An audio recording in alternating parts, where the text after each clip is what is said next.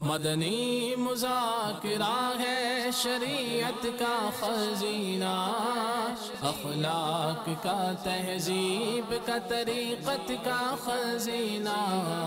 मदनी मुज़ाकिरा है, मदनी मुज़ाकिरा, मदनी मुज़ाकिरा है, मदनी मुज़ाकिरा, मदनी मुज़ाकिरा। फरमान मुस्तफ़ा सल्लल्लाहु ताला अलैहि वालिहि वसल्लम, नियतुल मुमिनी खैरुम मिन अमली, मोमिन की नियत उसके अमल से बेहतर है। अल्लाह अज़्ज़ व जल की रिज़ा पाने और सवाब कमाने की गर्ज से सिलसिला देखने से पहले अच्छी अच्छी नियतें फरमा लीजिए। अल्लाह अज़्ज़ व जल की रिज़ा के खातिर इल्म दीन हासिल करूँगा, सीख कर दूसरों तक नेकी की दावत पहुँचाऊँगा, खास खास बातें लिखूँगा, अव्वल ता आखिर देखूँगा। अल्हम्दुलिल्लाहि रब्बिल आलमीन वस्सलातु वस्सलामु अला सय्यिदिल मुरसलीन, अम्मा बअदु फ़अऊज़ु बिल्लाहि मिनश शैतानिर रजीम, बिस्मिल्लाहिर रहमानिर रहीम। सलातु वस्सलामु अलैका या रसूल अल्लाह व अला आलिका व अस्हाबिका या हबीब अल्लाह।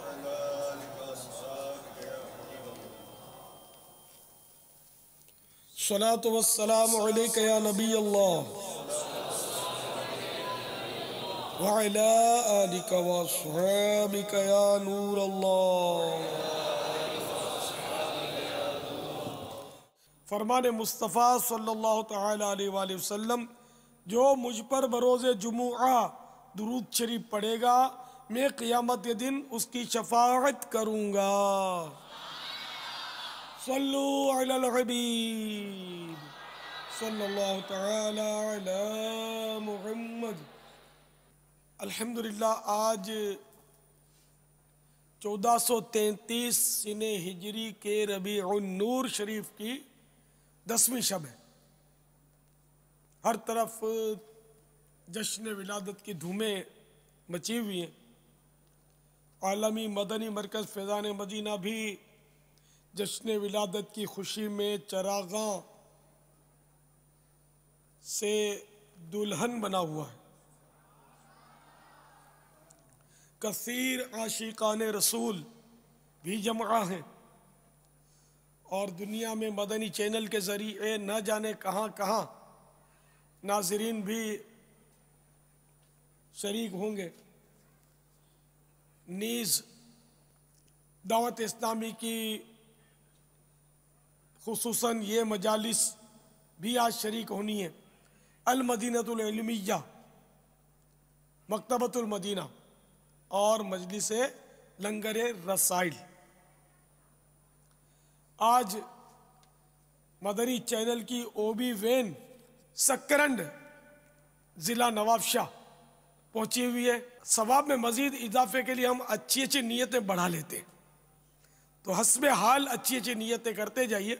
कपड़े या बदन या दाढ़ी या सर के बाल सहलाने, दरियों से धागे नोचने,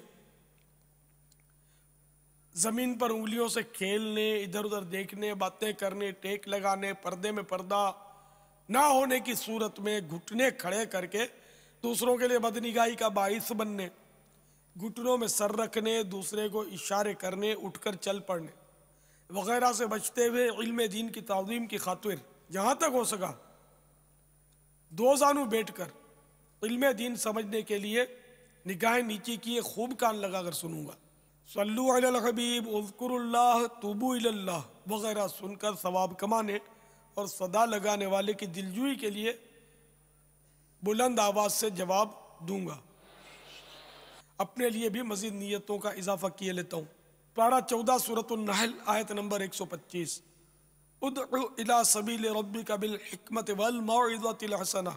तर्जमाए कंजुल ईमान, अपने रब की राह की तरफ बुलाओ पक्की तदबीर और अच्छी नसीहत से।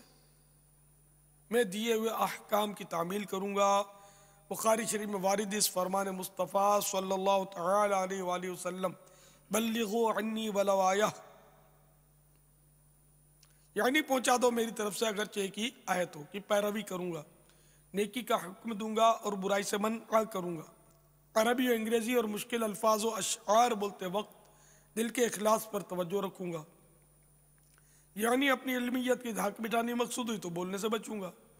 कोई कैसे नागवार अंदाज में सवाल करे सब्र करूँगा, यकीनी मालूमात होगी तो ही जवाब दूंगा, वरना ला आलमो ला अदरी, नहीं आता, नहीं मालूम वगैरह कह दूंगा।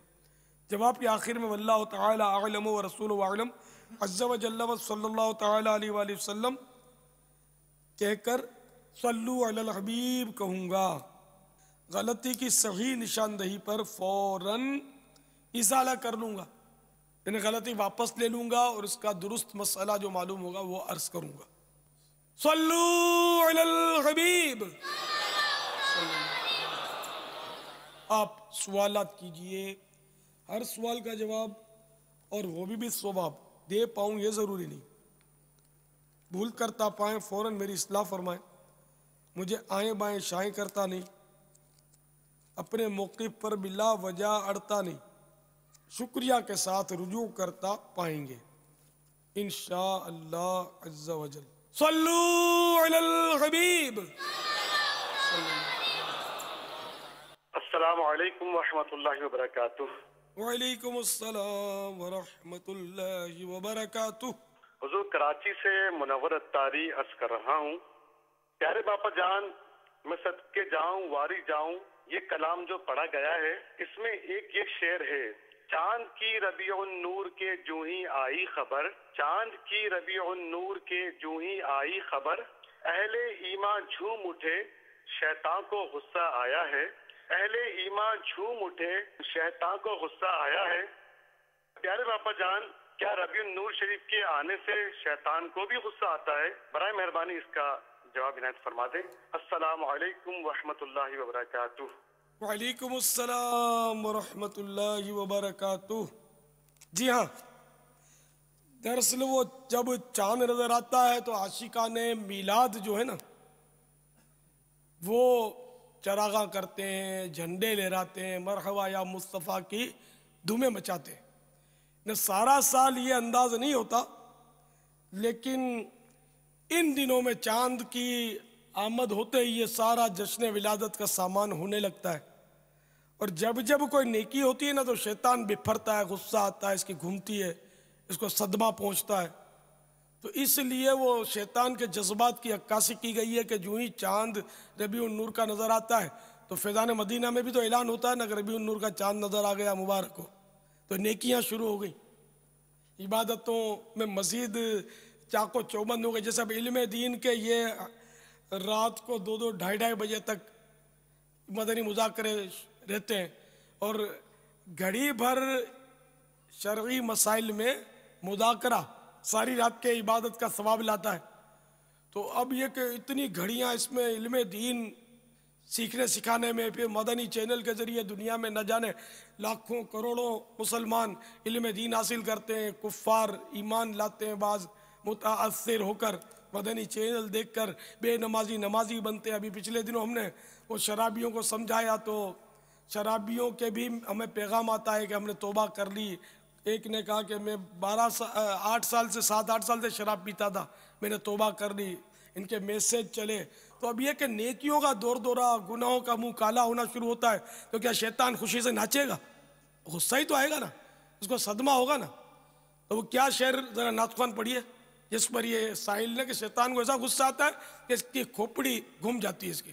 चांद की जो ही रबीउन नूर की आई खबर, चांद की जो ही रबीउन नूर की आई खबर, अहले ईमान झूम उठे शैतान को गुस्सा आया है। मरहबा बोलो मरहबा, मरहबा झूम कर बोलो मरहबा, मरहबा बोलो मरहबा। सल्लु अलल हबीब सल्लल्लाहु तआला अला मुहम्मद। मेरा नाम मोहम्मद उबैर रज़ा अत्तारी है। मैं कानपुर हिंद का रहने वाला हूँ। प्यारे बापा जान, हम मदनी चैनल पर आपको दोनों हाथों से झंडे लहराते देखते हैं। क्या हम भी आपकी तरह दोनों हाथों से झंडे लहरा सकते हैं? सुभान अल्लाह। मदनी मुन्ने ने एक हाथ में झंडा उठाया था लेकिन लहरा नहीं रहा था, दो हाथ से लहराने का पूछ रहा था। माशाअल्लाह। तो मैं दो हाथ से झंडे, तो मेरे तो झंडे भी एक दो नहीं होते 12 होते। तो बेटे आपके तो हाथ थक जाएंगे, दो हाथ में तो आपके समाएंगे नहीं है। नहीं, ये खासकर इन दिनों मेरे वो 12 झंडे की तरकीब होती है, दोनों हाथ में 6-6, कि 12 पूरे 12 एक दोनों हाथ में रखूंगा तो फिर ये बहुत मोटा हो जाएगा, मेरे हाथ की गिरफ्त में शायद नहीं आएंगे, तो इसलिए 6-6 की तरकीब है। तो दो हाथ से झंडे ले रहा है, एक हाथ से झंडा ले रहा है, जैसे आपको आसानी हो, जिसमें आपको लुत्फ आए, सुरूर आए। हमने तो सर पे भी झंडा लगा रखा है, आपने भी सर पे झंडा लगाया हुआ था, है ना। इमामे के पीछे जो शिमला लटक रहा है उसको भी तो हम लहराते नहीं यूं करके निकाल के, वो भी तो झंडा ही है ना, एक झंडा है, झंडे का हम दे ही देता है। वो भी घरों पे झंडे लगाते हैं। तो जिसको दो हाथ से झंडे ले रहा ना उसको भी मना नहीं है, एक हाथ से झंडा ले रहा ना उसको भी मना नहीं है। जिसको झंडा नहीं ले रहा ना उस पर भी कोई जोर जुल्म नहीं है। अगर कोई झंडा नहीं ले रहा था वो भी कोई गुनाह तो नहीं है उसको। हाँ, झंडा लहराने को अगर कोई गुनाह समझता है तो गुनाहगार है, कि शरीयत ने जिस काम को गुनाह नहीं कहा उसको गुनाह कहना ये खुद गुनाह है। सल्लू अलल हबीब। नूर में झंडे हरे लहराएंगे, रबीउल नूर में झंडे हरे लहराएंगे, रबीउल नूर में झंडे हरे लहराएंगे। घर तो घर सारे मोहल्ले को सजाते जाएंगे, मरहबा सद मरहबा, मरहबा या मुस्तफा, मरहबा सद मरहबा, मरहबा या मुस्तफा। अस्सलामु अलैकुम व रहमतुल्लाहि व बरकातुहू। वालेकुम अस्सलाम व रहमतुल्लाहि व बरकातुहू। बापा जान अली मुराद अट्टारी मरकजुल औलिया लाहौर से अर्ज कर रहा हूँ। आपकी बारगाह में अर्ज है कि कुर्बे क़यामत में जब हज़रत सैयदना ईसा रूहुल्लाह अला नबीना अलैहिस्सलातु वस्सलाम तशरीफ़ लाएंगे तो कौन से रंग का इमामा शरीफ सजाए हुए होंगे? जज़ाकल्लाहु खैरा व अहसनल जज़ा। अस्सलामु अलैकुम व रहमतुल्लाहि व बरकातुहू।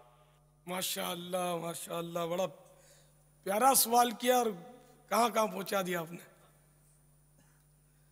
मुल्क के शाम में एक मस्जिद है, उसके शर्क़ी मनारे पर सैयदना ईसा रूहुल्लाह अला नबीना अलैहिस्सलातु वस्सलाम वो नाजिल होंगे।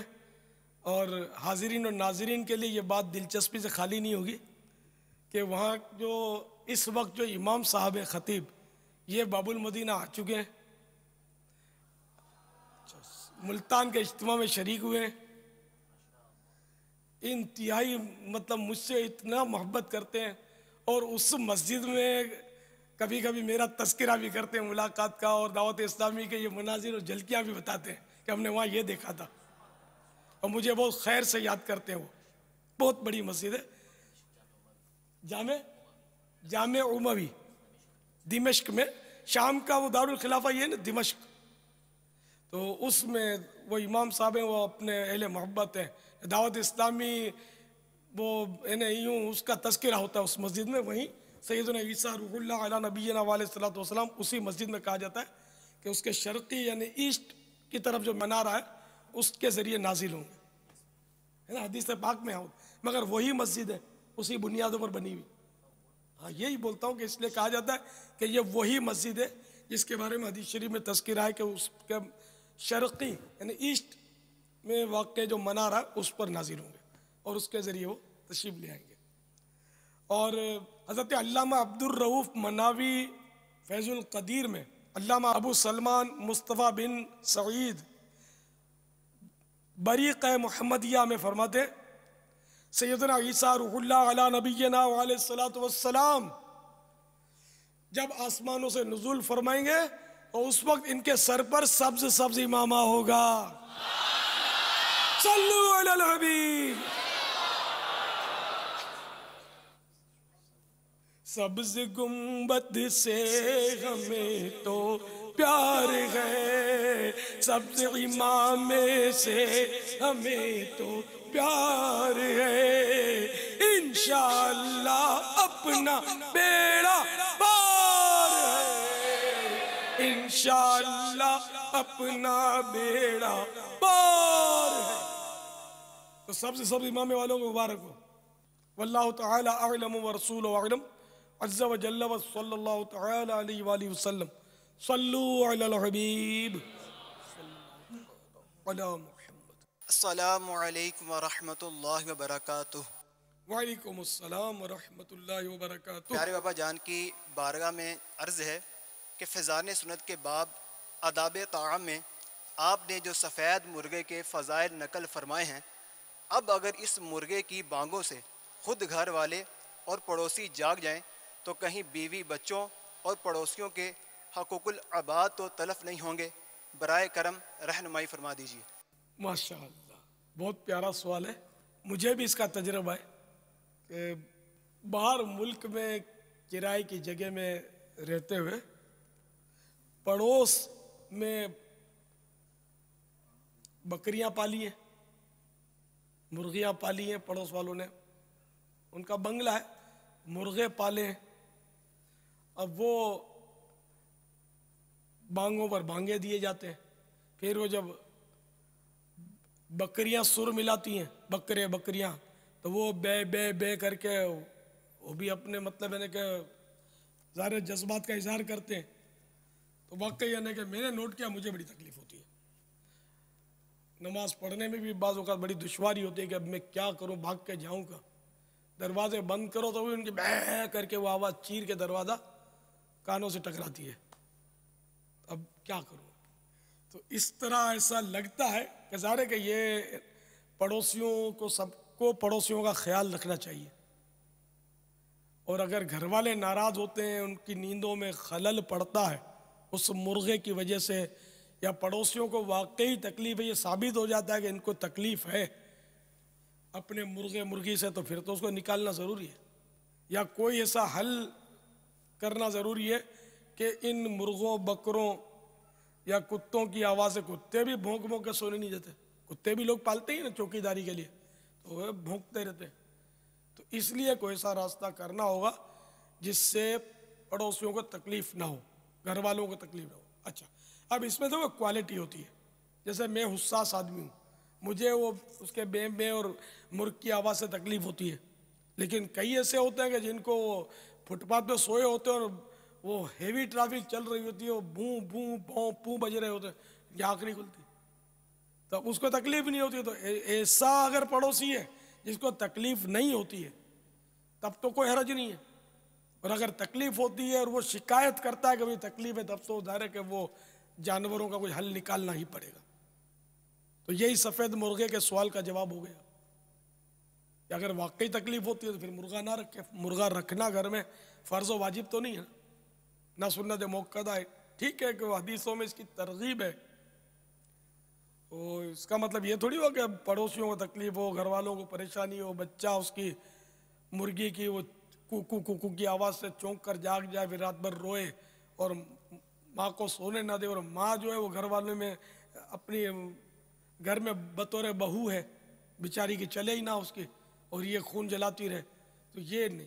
इसलिए इस ऐसे हालात में मुर्गा पालने की बिल्कुल इजाज़त नहीं है, बल्कि फ़ौरन से पेशतर इसका हल निकाला जाए। मुर्गा पाले लेकिन हल निकाला जाए, ऐसा मुर्गा हो जो मतलब इनकी नींदों में खलल ना डाले, अल मुख्तसर। और अगर ऐसा मुर्गा अवेलेबल नहीं है तो उस मुर्गे को तो छुट्टी करा दी जाए जो नींदों में खलल डालता है। वल्लाहु तआला अअलम व रसूलुहु अअलम अज़्ज़ा व जल्ल व सल्लल्लाहु तआला अलैहि व आलिहि वसल्लम। सल्लू अलल हबीब सल्लल्लाहु अलैहि वसल्लम। तो इस मौके पर इस बात की भी रहनुमाई फरमा दीजिए कि सिर्फ सफ़ेद मुर्गे ही से तकलीफ़ नहीं होती, कई ऐसे भी होते हैं कि जो बड़ी आवाज़ से म्यूज़िक चलाते हैं और इस तरह के बहुत सारे उमूर इख्तियार करते हैं जिससे हक़ुल अब्द का तर्क होता है। इस सिलसिले में भी मदनी फूल अता फरमाते हैं। बिल्कुल, बहुत तकलीफ़ होती है। मैं मतलब पुराना मेरा वाक़या है कि हमारी बिल्डिंग में जो पड़ोसी होता था वो सुबह सवेरे गाने ज़ोर से बजाता था, माइक अपनी बालकोनी से निकालता और मैं सो नहीं सकता था। कभी कभी मैं रो पड़ता था, मुझे नींद नहीं आती थी। और रात को जागा हुआ हूँ, दिन को नींद ना आवे, ऐसे भी हालात होते थे।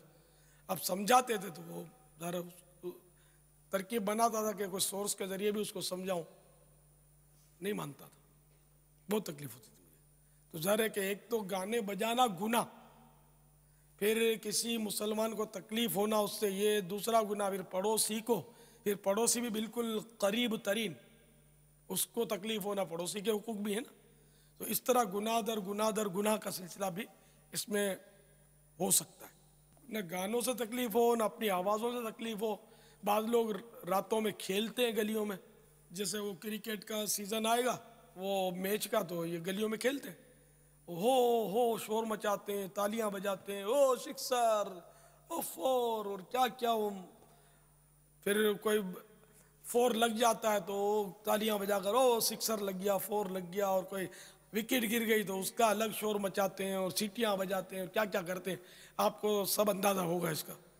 तो इससे पड़ोसियों को यकीनी तौर पर तकलीफ के अनासिर इसमें हैं। चलो ठीक है, आप बोलोगे जितने भी घर वाले ना, इनमें से सब आकर यहाँ देखते हैं, लेकिन घर में हो सकता है कोई बेचारी बूढ़ी अम्मा होगी, कोई बड़े साहब होंगे। फिर ये कि चलो आप सबको राज़ी कर लोगे तो ये दूध पीता बच्चा जो चौंक के आपकी चीखों पुकार से जाग जाता है, उसका क्या बनेगा? कोई हार्ट का मरीज होगा बेचारा, बड़ी मुश्किल से वो नींद की दवाएं खाकर उसको पड़ा रहता होगा और कच्ची कच्ची नींद आती होगी, वो आपके शोर में वो नींद की गोलियां भी कहाँ बेचारे को असर करेंगी। फिर सुबह काम काज पे जाना होता है और ये रात को तंग करते हैं। खुसूसन हमारे यहाँ शहर में बाबुल मदीना में खासकर ये ज़्यादा मैंने नोट किया, दूसरे शहरों में भी होता होगा, तो रमज़ान की रातों में ये ज़्यादा इस तरह के तमाशे करते हैं। बाहर इसका तसव्वुर नहीं है, खेलना है तो मैदान में, इबादत करना है तो मस्जिद में, कोई तकरीब करनी है तो हॉल में। ये थोड़ी हमारी तरह वो शामियाने तान कर जहाँ मर्जी आई शामियाना तान दिया, जहाँ मर्जी आई देगें चढ़ा दी और गड़ा कर दिया, वो आग पका कर रही है कुछ, जो मतलब कई ममालिक ऐसे हैं कि जिनमें इसका तसव्वुर नहीं है इस तरह के मामलात का। तो हमारे यहाँ भी काश इसी तरह का हो जाए कि खेल कूद जो गलियों में करते हैं इन सब पर पाबंदी डाल दी है। इंतज़ामिया को हरकत में आना चाहिए। यकीन माने बहुत सताते हैं लोग, कोई ना तिलावत कर सकता है, ना कोई नवाफिल पढ़ सकता है उस गली में, उस मोहल्ले में जहाँ ये बेचारों को इतनी तकलीफ होती है। और ये हमारे नादान नौजवान ये कोई भाषा नहीं समझते, कोई समझाए तो हिम्मत भी ना करेगा, उससे लड़ते होंगे। ये ऐसा नहीं करना चाहिए। अपने अमल से, अपने कौल से, अपने फेल से, अपने हाथ से, अपने पाँव से मुसलमानों को तकलीफ नहीं देनी चाहिए।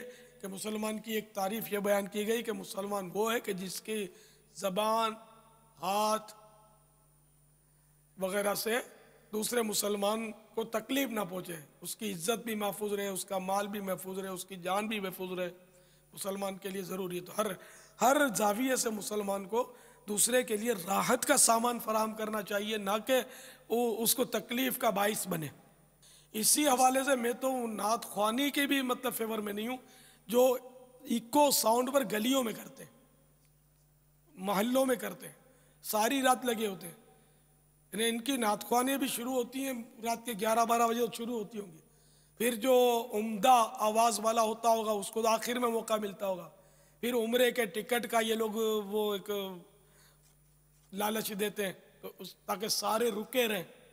अब खुदा जाने ये कौन सी इबादत कर रहे हैं कि जिसकी वजह से बिल्कुल सोने पर पाबंदी है इलाके वालों को। हालांकि सोना तो बुनियादी हक है मुसलमानों का, सारा हर इंसान सोता है, हर जानवर भी सोता है, और रात अल्लाह ने आराम के लिए बनाई है। ठीक है, कोई इबादत करता है निजी तौर पर तो बेशक करे, बुजुर्गान दिन भी करते थे, या ऐसी जगह पर करे जैसे हम लोग भी यहाँ सारी रात बाजू का लगे रहते हैं मदनी मरकज़ में। तो यहाँ किसको तकलीफ होती है मदनी मरकज़ में? अगर कोई बोले कि भाई हमारा सोने का टाइम हो गया, तो भाई हमने मस्जिद आपके सोने के लिए थोड़ी बनाई है, हमने तो यहाँ मस्जिद इबादत के लिए बनाई है। अपने इज्तिमात इसमें होते हैं, इल्म दीन की तकरार होती है, और ये अंडरस्टूड है कि यहाँ मस्जिद में कौन झगड़ा करेगा कि मेरे को सोने दो। सोना है तो फिर घर तशरीफ ले जाए, घर इसके लिए सोने के लिए घर मौजूद है, घर ही है घर, मस्जिद को तो घर नहीं बनाया जा सकता। खैर, तो इस तरह की जगह हो और कोई सारी रात इबादत करता, हम इस वक्त जो काम कर रहे हैं ना, ये इस वक्त मदनी मुज़ाकरा ये इबादत है, इल्म दीन की बातें कर रहे हैं हम। कौन सा मतलब यहाँ दुनिया के झगड़े लेकर बैठे, दुनिया के धंधे लेकर बैठे।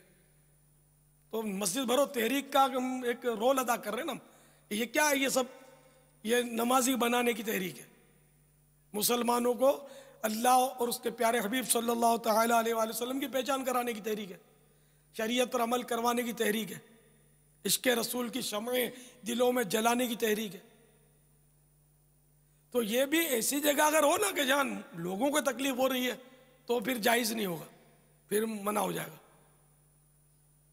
तो ये जो गलियों में और इको साउंड फिर होता है और थोड़े से सुनने वाले होते हैं या ज़्यादा भी हों, तब भी मोहल्ले में लोगों को तकलीफ हो, ट्रैफिक बिल्कुल धर्म भरम हो जाए बेचारों का, कोई एम्बुलेंस जा रही है और इमरजेंसी मरीज़ है बेचारा उसमें, और हार्ट का मरीज़ है, दिल का दौरा पड़ा, उसको जगह नहीं देते बेचारे को जाने के लिए। और ये मतलब इस तरह हर जगह ही नहीं, सारा आपने घेर लिया। मुतबादिल रास्ता भी नहीं है, मुतबादिल रास्ता हो ना तो भी चलो आदमी बोले कि भाई इस गली में नहीं तो उस गली में से चला जाएगा। बाद का ऐसा होता है कहीं मुतबादिल रास्ता नहीं मिलता। आप माने या ना माने, एक किस्सा तो मुझे पता है एक जगह की नात ख्वानी का, कि वो दिल का अचानक दौरा पड़ा था और गैदरिंग बहुत थी और रास्ता अस्पताल तक पहुंचने का एम्बुलेंस को नहीं मिला, वो नहीं ले जा सके, कोई सूरत ही नहीं थी मरीज को, और मरीज ने दम तोड़ दिया था, वफात हो गई उसकी। अब बताइए कि ऐसे लोग हमारी नात ख्वानी से कैसे मुतासिर होंगे, ऐसे लोग हमें क्या दुआएं देंगे कि जिनके बच्चों को हमने यतीम कर दिया, जिनकी बीवी को बेवा कर दिया, जिनके बूढ़े माँ बाप का सहारा हमने छीन लिया। हम हैं आशिकान रसूल, किसी के बाप से नहीं डरते भाई, और फुल साउंड करो और नाते बजाओ, कौन रोकता है, हम देखता है। तो इस तरह के बदमाश आके खड़े हो जाते हैं, ट्रैफिक पूरी रोक लेते हैं, वो 1 मील दूर से ट्रैफिक बंद कर देते हैं। ओए तुम्हारा इधर से दफा हो जा। ये करते नहीं करते, अगर नहीं करते तो मुझे बता देंगे नहीं करते, इससे ज्यादा करते हैं, 2-2 टुकड़े गालियां निकालते हैं बास, और ये आशिकान रसूल होते हैं। तो हालांकि हैरत होगी कि यार ये क्या बोल रहा है, जो मतलब है कि खुद भी नाते पढ़ता है, नाते लिखता है, जश्न विलादत की तरगीब दिलाता है, और इसको क्या हो गया, नात ख्वानी का मुखालिफ है। नात ख्वानी का मुखालिफ नहीं है, ये बाज लोगों की नात ख्वानी के तरीक़े का मुखालिफ है। हम वो नात ख्वानी करना चाहते हैं कि जिससे बंदों को तकलीफ ना हो, उनको सुकून मिले, सुरूर मिले, राहत मिले, ताकि अल्लाह और रसूल हमसे राज़ी हों। हम नात ख्वानी क्यों करते हैं, अल्लाह और रसूल को राज़ी करने के लिए। तो मुसलमानों को सताकर, दिल दुखाकर, इनकी नींदें उड़ाकर, इनको बिस्तरों में तड़पाकर, इनके मरीजों को मजीद तकलीफों में मुब्तला करके हम कैसे अल्लाह और रसूल की रज़ा पाएंगे, हम कैसे अल्लाह को राज़ी करेंगे, तो हम कैसे आशिकान रसूल। अब इसमें बाज़ नात ख्वान, बाज़ इस तरह की मजलिस, वो अंजुमने मुझसे नाराज़ होते होंगे कि यूँ बोलता है। तो ये कभी आकर मेरा दर्द सुनेंगे ना, या बैठ कर, तो इंशाअल्लाह उनका जहन साफ हो जाएगा कि मैं क्या बोलता हूँ और क्यों बोलता हूँ। यार ये वो हो गया है तो इसको उसका असर पड़ गया है तो ये ज़रा यूँ नहीं, मैं हूँ सुन्नी, रहूँ सुन्नी, मरूँ सुन्नी, मदीने में बक़ीए पाक में बन जाए तुरबत या रसूल अल्लाह। अल्हम्दुलिल्लाह मुझ पर जो शक करे वो पहले अपने ऊपर शक करे कि कहीं दिमाग चल तो नहीं गया। अल्हम्दुलिल्लाह सभी जो मुझे जानते, जो करीब से सुनते कि मैं क्या हूँ, कौन हूँ और कैसा हूँ। तो मैं तो ये बातें भी मोहब्बत रसूल में अर्ज कर रहा हूँ कि आका की दुखियारी उम्मत को तकलीफ मत दो अपने इश्को मस्ती में। अपने इश्को मस्ती 4 दीवारी में जो करना है करो, बाकी ये रोडों पे नात ख्वानियाँ, गलियों में नात ख्वानियाँ, जिससे मुसलमानों के हुकूक तलफ होते हैं, हुकूक अम्मा तलफ होते हैं, इसकी इजाज़त शरीयत में नहीं है। एक भी मुफ्ती इंशाअल्लाह मेरी इस बात से इख्तिलाफ नहीं करेगा, वरना ले लो मेरे बारे में जितने फतवे चाहिए। कोई सुन्नी मुफ्ती जो खुद नाते लिखता होगा, नाते बोलता होगा, लेकिन मुझसे इख्तिलाफ नहीं करेगा इंशाअल्लाह, कि जो मैं कह रहा हूँ जब मेरी पूरी बात सुनेगा तो इंशाअल्लाह। मैं तो अमन का पैगाम दे रहा हूँ, मुसलमानों में यकजहती हो, मुसलमानों में अमन हो, मोहब्बत कायम हो, और किसी को तकलीफ ना हो। बस मुसलमान को तकलीफ नहीं होनी चाहिए कि दिल आज़ारी में जहन्नम की हकदारी है, मन आदा मुस्लिमन फ़कत आज़ानी, मन आज़ानी फ़कत आज़ल्लाह। यानी हदीस पाक है तबारानी शरीफ की कि जिसने मुसलमान को ईज़ा दी, सरकार सल्लल्लाहु तआला अलैहि वसल्लम फरमाते हैं जिसने मुसलमान को ईज़ा दी उसने मुझे ईज़ा दी, जिसने मुझे ईज़ा दी उसने खुदा को ईज़ा दी। तो अब ऐसी नातख्वानी से मुस्तफ़ा कैसे खुश होंगे जिससे मुसलमानों को ईज़ा दे रहे हो हम। वो तो खुद सरकार फरमा रहे कि जिसने मुसलमान को ईज़ा दी उसने तो मुझे ईज़ा दी, मुझे गोया तकलीफ दी, और मुझे गोया तकलीफ दी गोया अल्लाह ताला को तकलीफ दी। हालांकि इससे अल्लाह ताला पाक है, इसको हम क्या तकलीफ देंगे। अल्लाह ताला नाराज होता है मुसलमान को ईज़ा देने से, मुस्तफ़ा नाखुश होते हैं मुसलमान को तकलीफ देने से।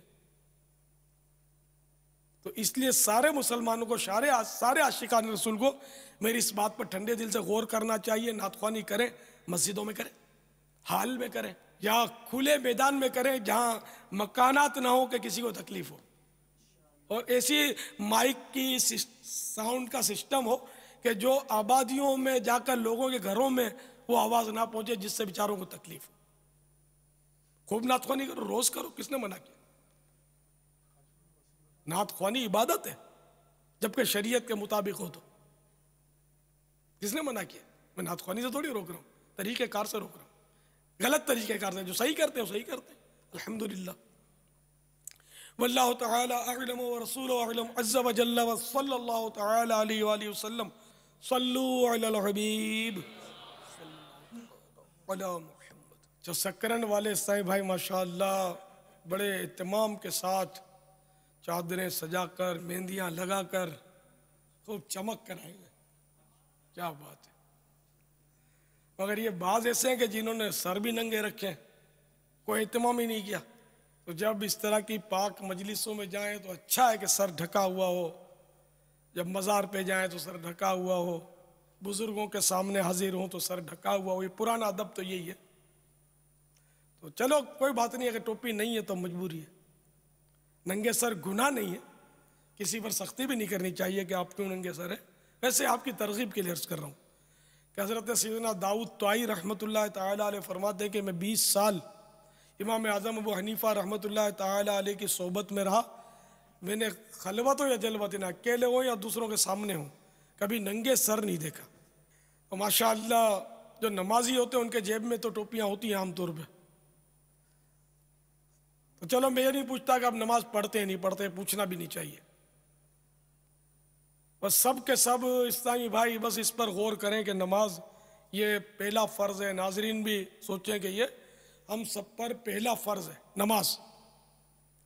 और सबसे पहले क़यामत के रोज़ नमाज के बारे में ही सवाल होगा। रोज़ महशर के जहाँ गुदास बुवद अव्वली पुरसिश नमाज बुवद ने के क़यामत का दिन हो शुरूबा दिन और निहायत ही सख्तियों भरा दिन, उसमें सबसे पहले नमाज पूछी जाएगी। और हदीसों में भी है कि सबसे पहले नमाज का सवाल होगा। अगर ये दुरुस्त हुई तो बाकी अमाल भी दुरुस्त होंगे, अगर यही बिगड़ी तो बाकी अमाल बदरजाए औला ख़राब होंगे। तो बेशक हम जश्न विलादत मनाएं, नियाज पकाएं, लेकिन ये मैं हमेशा कहता हूँ कि हम बेशक नियाजी हैं, नियाज वाले भी हैं, लेकिन पहले नमाजी हैं बाद में नियाजी। नमाज का पहला नंबर है ना, तो इसलिए वो नमाजी भी बने और नियाजी भी बने, दोनों ही बने। नियाज खाने वाले खिलाने वाले भी बने और नमाज पढ़ने वाले भी बने। तो जो नमाज पढ़ते हैं वो भी इस्तिकामत के साथ पढ़ें, और जो नहीं पढ़ते वो भी मेहरबानी करके अपने हाल पर रहम फरमाएं। तो जितने भी ईसाई भाई यहाँ मौजूद हैं सब के सब ये तय कर लें कि अब हमने नमाज कदा नहीं करनी है, ठीक है ना। तो सब मिलकर नियत करें कि आज के बाद मेरी कोई नमाज कदा नहीं होगी इंशाअल्लाह। अस्सलामु अलैकुम व रहमतुल्लाहि व बरकातुहू। वालेकुम अस्सलाम व रहमतुल्लाहि व बरकातुहू। मेरा नाम मेरीन नाज है। मैं तहसील गुजरहान से बोल रही हूँ। बापा जान, मदनी मुज़ाकरा बहुत अच्छा है। हम सब मदनी चैनल बड़े शौक से देखते हैं। मेरे अब्बू दावत इस्लामी के जिम्मेदार मुबल्लिग थे। उनको फौत हुए 4 साल हो गए हैं। बापा जान से अर्ज है कि वो मेरे अब्बू जान के लिए मग़फ़िरत की दुआ करें। बापा दम फरमा दें। अस्सलामु अलैकुम वरहमतुल्लाहि वबरकातुहू। वालेकुम अस्सलाम वरहमतुल्लाहि वबरकातुहू। अल्लाह ताला आपके अब्बू जान की मग़फ़िरत फरमाए, बेहिसाब बख्शे इनको। दम भी कर देता हूँ।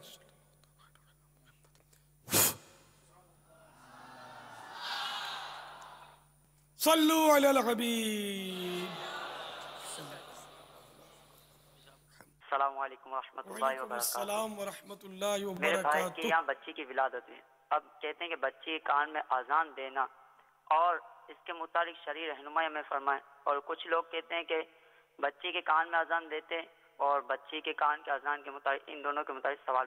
और मेरे भाई ने नियत की है कि इंशाअल्लाह बच्ची की विलादत की खुशी में 3 दिन के मदनी काफिले में 10, 11, 12 रबीउल अव्वल शरीफ को सफ़र कर रहे हैं। तो अमीर अहले सुन्नत से अर्ज़ है कि वो बच्ची का नाम भी दे दें, कि कोई नाम बच्ची के। अस्सलामु अलैकुम रहमतुल्लाहि व बरकातुहू। अस्सलाम वरहमतुल्लाहि व बरकातुहू। बच्ची हो या बच्चा, कान में अजान देनी चाहिए, सवाब का काम है। बच्ची का नाम रख लीजिए आमिना। वल्लाहु तआला अअलम व रसूलुहु अअलम अज़्ज़ा व जल्ला व सल्लल्लाहु तआला अलैहि व आलिहि व सल्लम। सल्लु अलल हबीब सल्लल्लाहु तआला अला मुहम्मद। हजरत साहब असी दुध बेचने दुधियां को लैके तो क्रीम कढ़ा के देंदे ने। सानू दसो कि ये नजायज है कि जायज़ है? असी गुनाहगार तो नहीं होंगे इस मामले च? अगर ग्राहक को भी पता है कि ये क्रीम निकला हुआ दूध है, क्रीम निकला हुआ जो दूध होता है ना, वो पहचाना जाता है। अगर थोड़ी वो शुद्ध बुद्ध हो ना किसी को, तो पतला पतला होता है। और वो जैसे दूध के बड़े बर्तन में हाथ डालते हैं ना, ये हाथ डाल के चेक करते हैं दूध को। तो अगर क्रीम वाला होगा तो यहाँ हाथ पर सफ़ेदी थोड़ी सी आ जाएगी। और अगर बगैर क्रीम का होता है ना, तो वो दूध में हाथ डाला, पतला होगा ना, ये फ़ौरन पानी की तरह उतर जाता है। इस तरह देखते हैं ये लोग दूध वाले। तो क्रीम, बिल्कुल क्रीम निकाल देना, तो उसका नाम तो स्कीम्ड दूध क्या बोलते हैं उसको, क्रीम लेस दूध आता है, अलग से डिब्बे आते हैं इसके। जो कोलेस्ट्रॉल वगैरह के मरीज होते हैं, ये वो दूध पीते हैं, क्रीम निकला हुआ दूध। स्कीम्ड दूध जो है वो अलग से आता है। और ये दूध में गोया एब है ये, मगर मरीज मजबूर है। मरीज जैसे ब्लड प्रेशर का मरीज जो है, उसको नमक की पाबंदी होती है। नमक में जो क्लोराइड होता है, ये उसके लिए मुज़िर होता है। ब्लड प्रेशर हाई जिसको होता है ना, तो उसके लिए अलग से नमक आता है। जो हम अगर तंदुरुस्त आदमी नमक खाएंगे तो बिल्कुल मज़ा नहीं आएगा, लेकिन बस वो गुजारे के लिए मरीज उसको इस्तेमाल कर सकता है, तो उसको वो नुकसान नहीं करता। तो इसी तरह वो अगर क्रीम निकला हुआ दूध है, तो आप ग्राहक को बता दिया करें कि क्रीम निकला हुआ अगर है तो, क्योंकि आप दूध बेचते हैं, आपको तो पहचान होगी यकीनन, इनको तो होती है पहचान। तो ये बता देंगे भाई ये क्रीम निकला हुआ दूध है। और आप लें तो क्रीम वाला लें, जिससे लेते हैं उससे बात तो हो सकती है ना, क्रीम वाला क्यों नहीं देते। अब ये भी ऐसा करते होंगे कि वो क्रीम निकाल कर क्रीम वाला बना देते होंगे इसको। अब ऐसे से कोई मखसूस आटा मारते हैं इस पर, गालिबन सोडा मारते हैं, और इस तरह आटे की गोलियां और ऐसी तरकीबें करते हैं कि बंदा समझे कि इसमें घी तैर रहा है। नहीं, ये कुछ ना कुछ कर लेते हैं इसी तरकीबें, जिससे दूध भी गाढ़ा हो जाता है और इनकी क्रीम भी इनके पास आ जाती है, मशीन से क्रीम निकाल लेते हैं। तो अब ठगबाजी है, बस पानी डाल देते हैं और क्या क्या क्या करते हैं।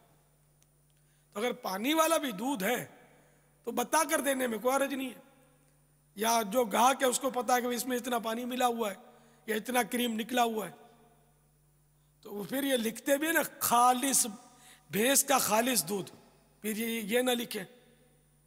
ऐसा था लिखते हैं कि बिल्कुल, मतलब आदमी हंसे। मैंने एक ड्राई फ्रूट की कागज छपा और थैली मेरे को किसी ने तोहफे में दी, तो वो कागज थैली होती है उस पर लिखा हुआ है कि ड्राई फ्रूट की दुनिया की 1 नंबर की दुकान। अब इसको पूछेगा दुनिया तूने देखी है, तेरे अब्बा ने देखी है, दादा ने देखी है कि दुनिया कितनी बड़ी है, तो कैसे तुमने ये सारा आदाद और शुमार निकाल कर यहाँ लाखों दुकानों की तेरी दुकान फर्स्ट हो गई? है बिल्कुल ऐसा। वो मतलब बेचारे लिखते हैं कि खुद इनको भी मतलब समझ नहीं पड़ती कि अब कोई अगर पूछ लेगा कि तो फिर वो सेकंड नंबर कौन आया भाई, तुम फर्स्ट आ गए तो बस बेचारे लिख देते हैं। तो दीवारों पे हमारा चौकिंग करते हैं कि वो 100% शर्तिया इलाज लिखते हैं ना, 100% शर्तिया इलाज। वो झूठ है, बिल्कुल धोखा है। बस समझदार आदमी धोखा भी नहीं खाएगा कि 100% शर्तिया इलाज कोई कर ही नहीं सकता। कि इलाज ये सारा मतलब ये तिब जो है जन्नी है। जब भी तो मतलब है ना कि वो डॉक्टर इलाज कर करके थक जाते हैं, मरीज मर जाता है। तो कोई मरता ही नहीं, शर्तिया इलाज हो जाता, मौत खत्म हो जाती। तो इलाज नहीं है ना, आदमी मरता ही है ना।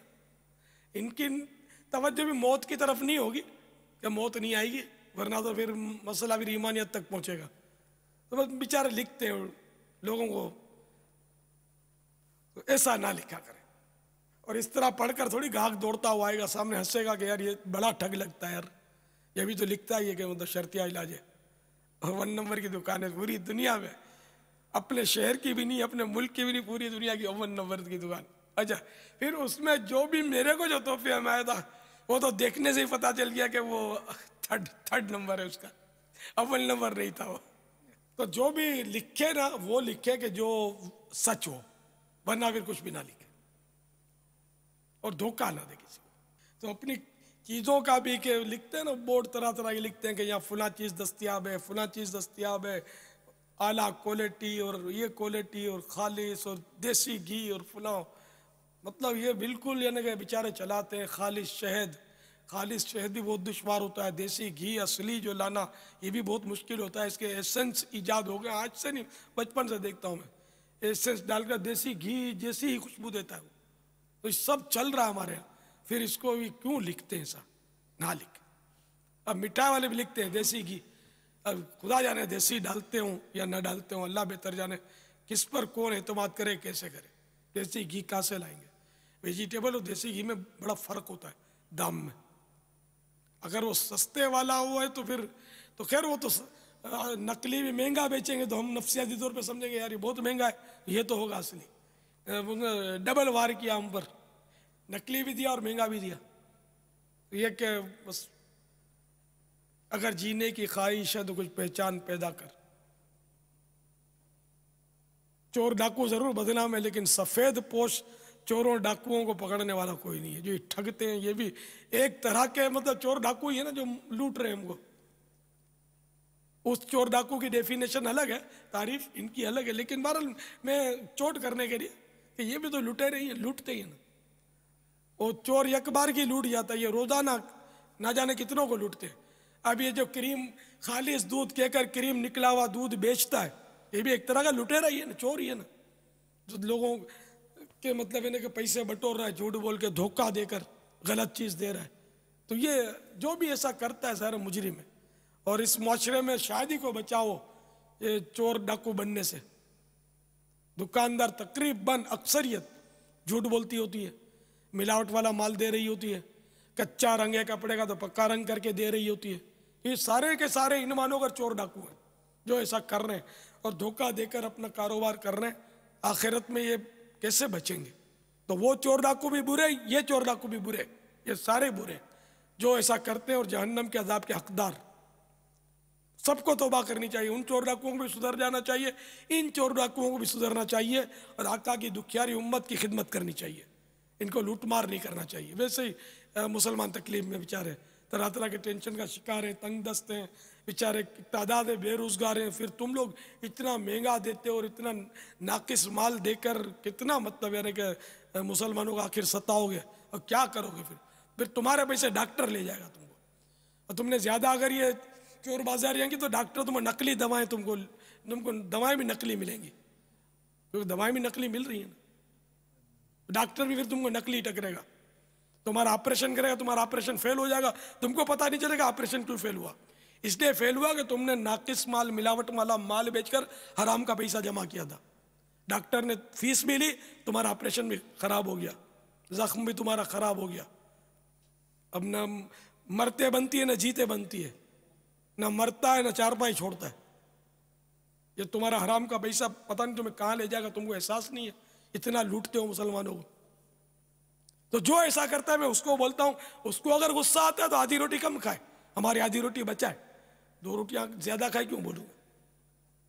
और जो जाहिर है कि जो नहीं है ऐसा तो मैं उसको बोल भी नहीं रहा, जो है उसको बोल रहा हूँ। इसमें अंडरस्टूड है कि किसने मेरी बात से इख्तिलाफ करना है। अगर वो यहाँ बैठा है तो उसको भी तौबा करनी चाहिए, घर में बैठा है उसको भी तौबा करनी चाहिए, दूसरे मुल्क में अगर मुझे सुन रहा है उसको भी तौबा करनी चाहिए। मैं तो मुसलमान से बात कर रहा हूँ कि अल्लाह और रसूल की नाफरमानी करोगे तो ज़ाहिर है कि गुनाह करोगे, अजाब के हकदार बनोगे, जहन्नम का अजाब सह नहीं सकोगे, किसी से भी नहीं सहा जा सकेगा। तो अल्लाह से डर के तौबा कर लीजिए। और बंदों के हक जितने भी तलफ किए ना, इस तरह मिलावट के जरिए धोखा देकर पैसे लिए ना, सब उनको लौटाने पड़ेंगे, वापस देने पड़ेंगे। ऐसे भी नहीं खाली कोने में तौबा कर ली ये काफ़ी है। जिनको धोखा देकर माल लिया उनको देना पड़ेगा वापस। जिनके कर्जे दबाए उनको भी देने पड़ेंगे और माफ़ी मांगनी पड़ेगी बिला वजह जो आपने ताख़ीर की है। उसको बेचारे को धक्के खिलाए, सताया, उसको दिल आज़ारियाँ की, उसको उल्टे सीधे बोल बचन देकर बेवकूफ़ बनाया उसको। तो जिस जिस बात में, जिस जिस कलमे में, जुमले में हक तलफ़ी हुई हो बंदे की, उसकी भी तौबा, और माली हक तलफ़ी की उसकी भी तौबा होगी, उससे माफ़ी मांगनी पड़ेगी, वो अलग। वल्लाहु तआला अअलम व रसूलुहु अअलम अज़्ज़ा व जल्ल व सल्लल्लाहु तआला अलैहि व आलिहि वसल्लम।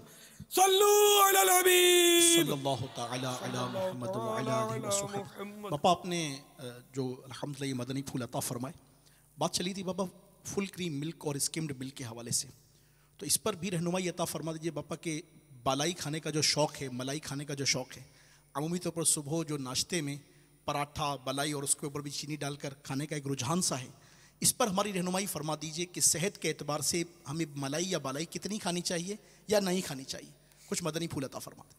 किसान जो खुद हल चलाता हो ना, बेल ना चलाता हो, खुद हल चलाता हो, वो मलाई ज़रूर खाए।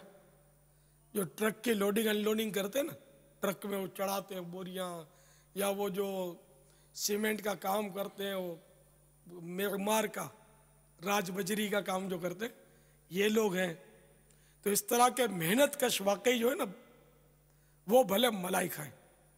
बाकी अगर आप लोग मलाई खाओगे ना, कि मलाई खाई, नमाज के लिए मस्जिद में जाना भी है तो घर घर घर घर कर स्कूटर चलाई, नमाज पढ़ी, फिर स्कूटर में घर घर कर कर कर क्या क्या आए और बैठ गए, खाया और बैठ गए सोफे में, फंस करके बैठ गए, फिर गए घर घर कर स्कूटर पर उन नोटें इकट्ठी करने के लिए, तो दाड़ करके वहाँ सोफे पे पछाड़ खाई और बैठ गए, कंप्यूटर चलाने लगे, या अपने लिखने लगे, या सौदा बेचने लगे।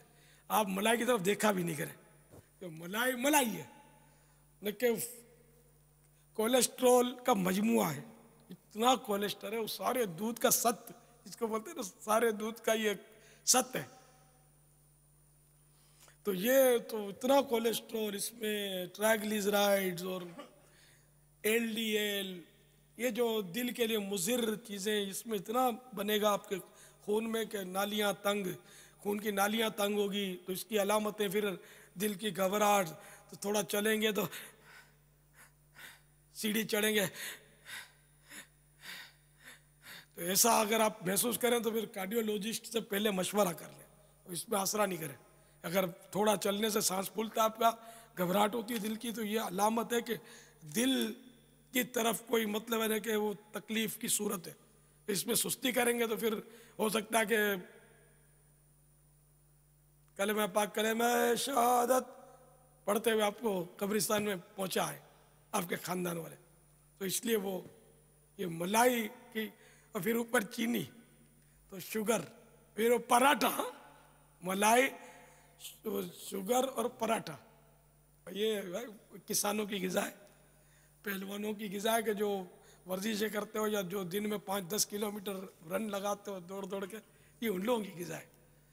इस सीटों पर बैठकर, ऑफिसों में बैठकर काम करने वाले, स्कूटरों पर घूमने वाले, कारों में घूमने वाले, AC कमरे में पड़े रहने वालों की ग़िज़ा ये नहीं है।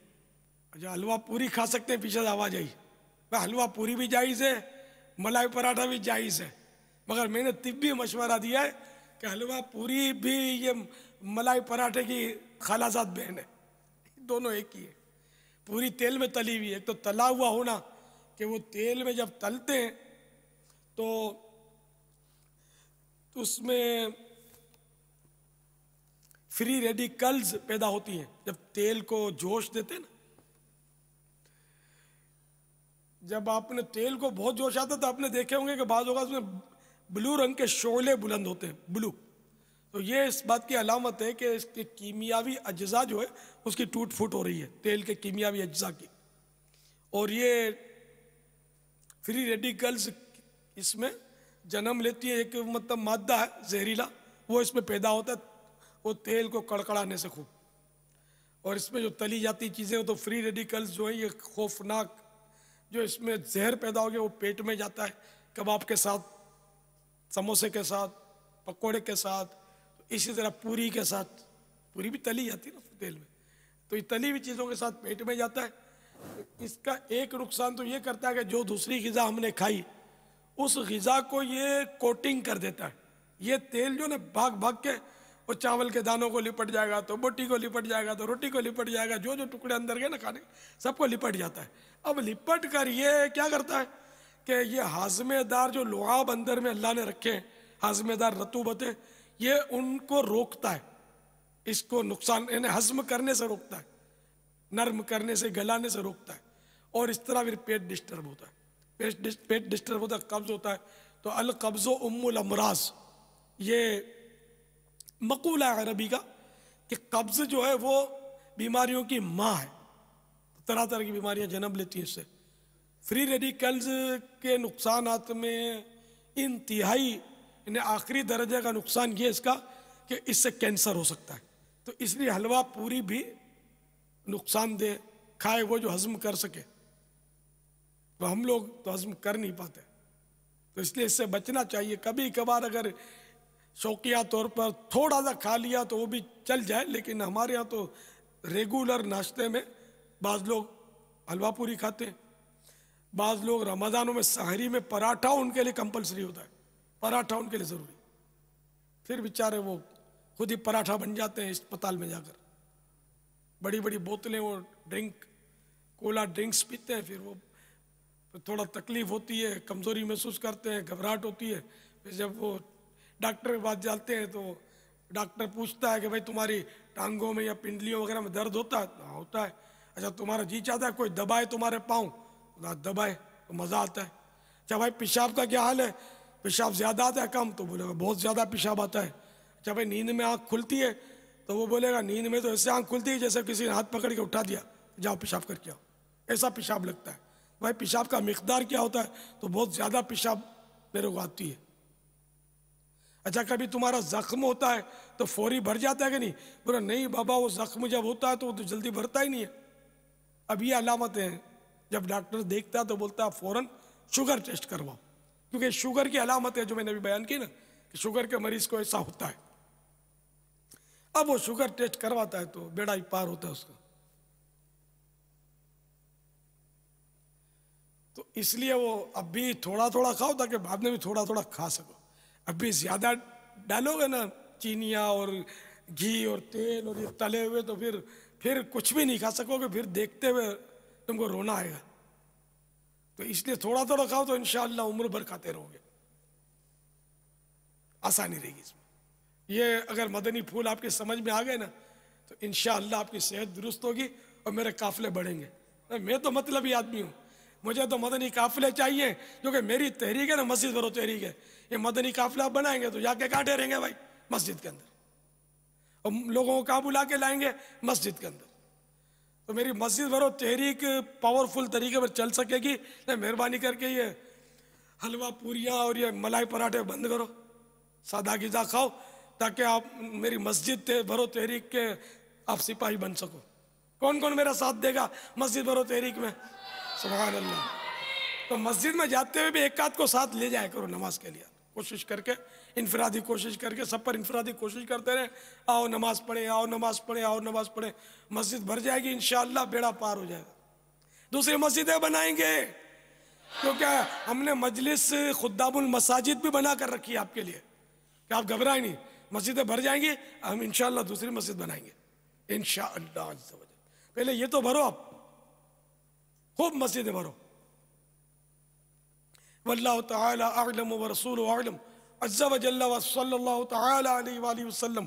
सल्लु अलल हबीब सल्लल्लाहु तआला अला मुहम्मद व अला आलिहि व सहबिहि। आज जावेद अकरम बड़ा तल्लक जरा ने ये मीरपुर शहर नाल है, तो असां जरा मदनी चैनल है माशाल्लाह, असां बाकायदगी नाल दक्खने अपनी फैमिली बेह के बच्चियां नाल।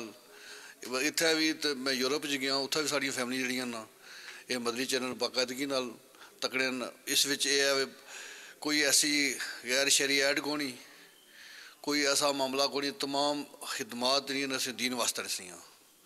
तो असां भी लोकां गी एह् आखने दावत देने कि ज़ायद जेह्ड़े बच्चे न ये चैनल तक्कन, जेह्ड़ियां खवातीन ओह् भी ये चैनल तक्कन।